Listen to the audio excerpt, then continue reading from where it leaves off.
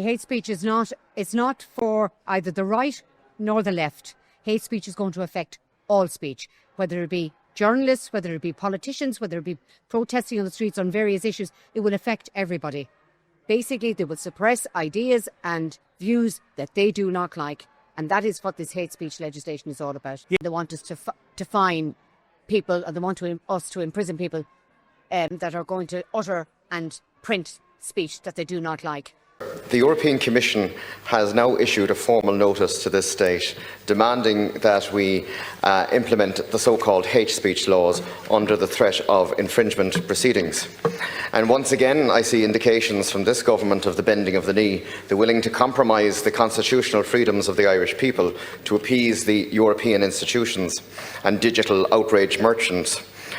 So let me ask you plainly, will this government stand over a law that criminalises people for what they think, criminalises people for what they say, rather than what they do?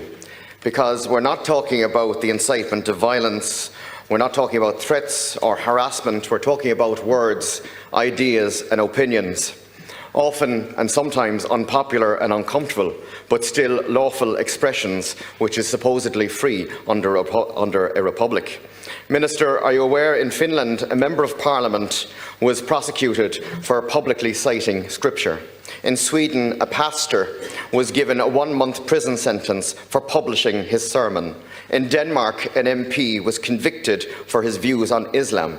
Interestingly, in the Danish laws 266b, the truth is not a defence in hate speech and the Danish speech laws, regardless of the factual accuracy in a statement that is deemed insulting. Minister, in parts of Europe, laws are being used to criminalise satire and prosecute artists and silence dissent. In Scotland, even private conversations spoken within one's own home may fall within the remit of the criminal hate speech. This is not theoretical, Minister, this is actually happening. We must, if we're to pass this legislation, what comes next? We have to ask ourselves that question. Will quoting scripture become a punishable act, something that finds the teachings of exclusionism? Will religious observations be demanded as hateful if they conflict with the views of the public? Will the right to express a moral belief be not, if it's found uncomfortable, be not accepted?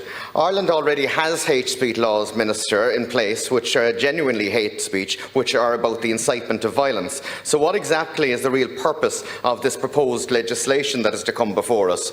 To protect people from violence, or to protect people or to protect the government from criticism?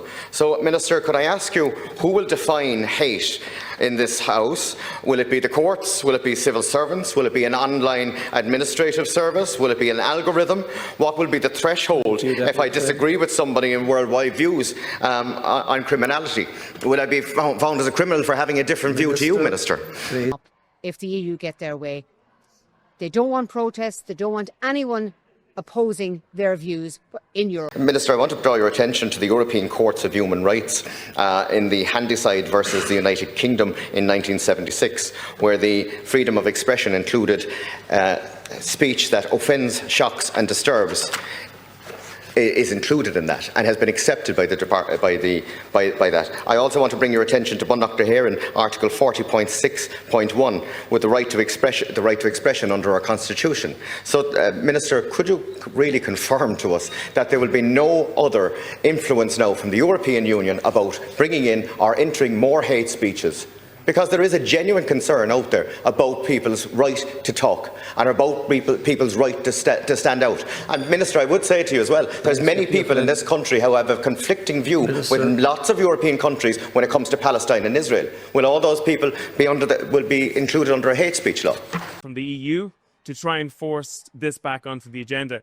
They've actually given the Irish government a 2-month period to respond to their diktat, really, to bring about hate speech legislation again in this state. And they've stated that if the government doesn't respond positively to their diktat, that they will actually go to court to force the Irish government to enforce hate speech here. So there's a significant threat in relation to this at the moment. And I think the only way to respond to this threat is to force, to really get people to know what's happening, to spread the word, that actually hate speech in this country is being sought to be reintroduced, that censorship is still a threat to the Irish people. We need to get that word out there, and that's the biggest tool we have in our armoury to ensure that we remain a liberal democracy, a democracy in which people are able to speak freely and openly, in where ideas are able to compete, and we're able to make sure that we progress ideas that are actually truly representative of the people.